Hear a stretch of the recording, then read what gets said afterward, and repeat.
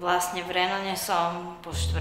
krát, s tým, že vlastne jedenkrát som tu bola iba týždeň a teraz som tu vlastne na 4 týždne.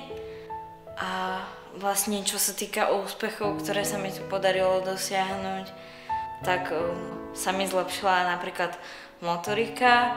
S rukami dokážem aj rýchlejšie písať na počítači so všetkými 10. Dokážem sa postaviť sama zo stoličky a chvíľku aj ustáť. Už aj doma pár sekúnd som stála, dokonca sa mi stalo, že som už narátala aj do 100 a ustála som.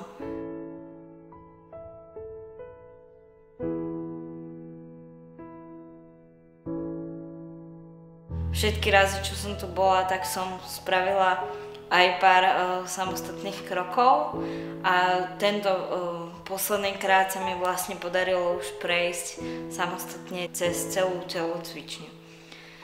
Ďalším takým úspechom je aj to, že mám vlastne vystretejšie ruky v lakťoch, čo sa mi aj podarilo udržať vlastne aj po pobytoch, ale stále je čo trénovať.